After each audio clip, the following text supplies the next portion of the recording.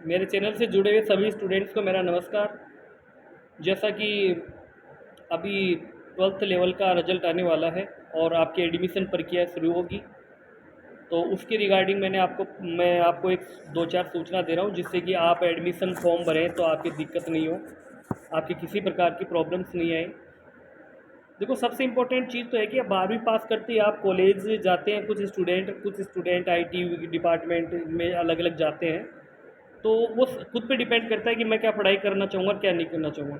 लेकिन आप college level की पढ़ाई करने आते हैं तो आपके पास क्या डॉक्यूमेंट ज़रूरी है, किस डॉक्यूमेंट से आपको रिजर्वेशन मिलेगा, किस किस आधार पे सीट मिलेगी, उसके बारे में मैं आपको बता देता हूँ। देखिए, जैसे साइंस में मैं अपनी कॉलेज की बात कर रहा हूँ, जैसे और कॉलेज में ज़्यादा सीटें हो सकती है, मैं अपनी बात कर रहा हूँ। जैसे साइंस की बात करते हैं सबसे पहले, तो साइंस बायो कैटेगरी और मैथ कैटेगरी दो प्रकार की होती है फर्स्ट ईयर में। बायो में 3 प्रकार के सब्जेक्ट होते हैं, बॉटनी, जूलॉजी, केमिस्ट्री, और मैथ में होते हैं केमिस्ट्री, मैथ और फिजिक्स। मेरी कॉलेज में जैसे बात करें अपन, तो यहाँ है 90 सीट, 88 सीट है। 88 बायो ग्रुप में है और 88 इसमें मैथ ग्रुप में है। तो 88 सीट के लिए इसमें आवेदन आते हैं लगभग 400।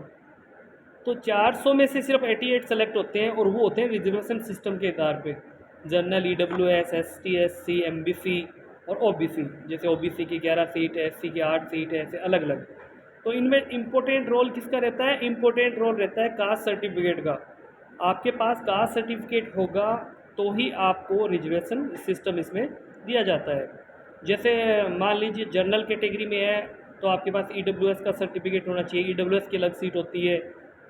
अगर आप जनरल से बिलोंग करते हैं तो आपके पास ईडब्ल्यूएस सर्टिफिकेट होगा, तो आपका कहीं भी आप एडमिशन लेंगे तो उसमें थोड़ा सा परसेंटेज का कम इश्यू हो जाता है। एससी एसटी में आप हो तो आपके पास जाति प्रमाण पत्र होना आवश्यक है।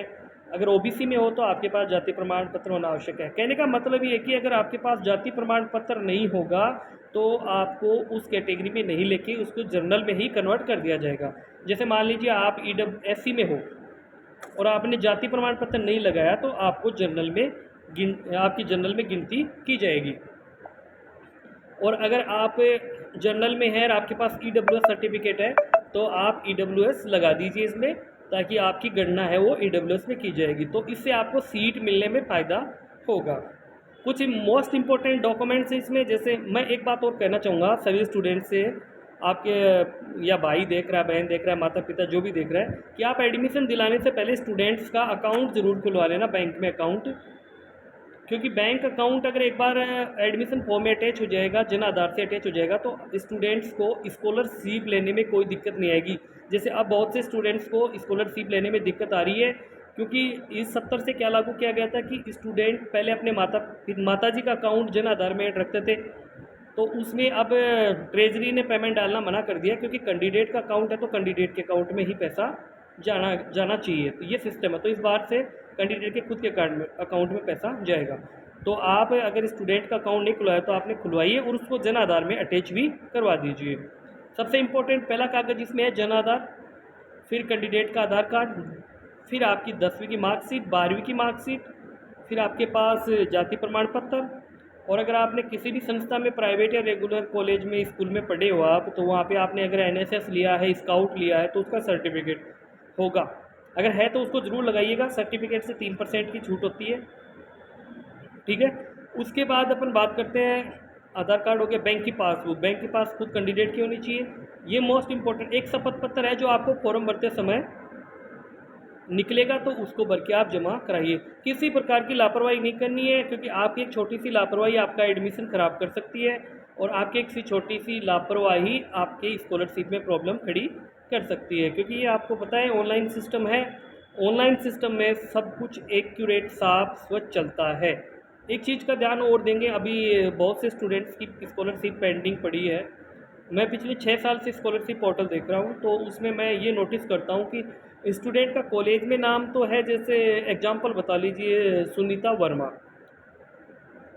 ठीक है, और उसका वहाँ जो है जन आधार में उसमें नाम है सुनीता कुमारी वर्मा, तो ये दोनों गलत हो गए। फिर एक बैंक में इसी कैंडिडेट का नाम अलग आ जाता है कि सुनीता देवी वर्मा, तो इस स्थिति में आपको स्कॉलरशिप नहीं दी जाएगी। तो आप ज़रूर ध्यान रखें, 10वीं में जो आपका नाम है वही एक्यूरेट आपके आधार में होना चाहिए और वही आपका जन आधार में होना चाहिए। और बाकी एडमिशन फॉर्म भरने से पहले, अभी एडमिशन फॉर्म आ रहे हैं, एडमिशन फॉर्म भरने से पहले मैं आपको ज़रूर इसकी पूरी सूचना एक वीडियो बना के दूंगा कि आप इस प्रकार से फॉर्म भरिए। तब तक के लिए आप जुड़े रहिए। और कॉलेज स्तर पे शेखावाटी से अगर आप संपर्क करेंगे कि मतलब शेखावाटी से आप अब अपन झुंझुनू, सीकर, नीम का थाना सब जो है वो शेखावाटी के अंडर में आते हैं। तो अगर आप इस यूनिवर्सिटी से जुड़े रहेंगे तो आपको एडमिशन से लेके और आपके रिजल्ट आने तक की अगर सारी खबर चाहिए तो आप मेरे को ज़रूर फॉलो कीजिएगा। आप मेरे को यूट्यूब पे सब्सक्राइब कीजिएगा और मेरे जो इंस्टाग्राम आईडी जो है उस पर भी आप मेरे को फॉलो कर सकते हैं। मैं आपको बारीक से बारीक, छोटी से छोटी सूचना प्रोवाइड कराऊंगा, लेकिन मैं फालतू की आपको सूचना भी नहीं दूंगा ना, जो अफवाह फैलाने वाली होती है, जिससे कि स्टूडेंट फालतू में गुमराह होते हैं। ठीक है जी, जय हिंद, जय भारत।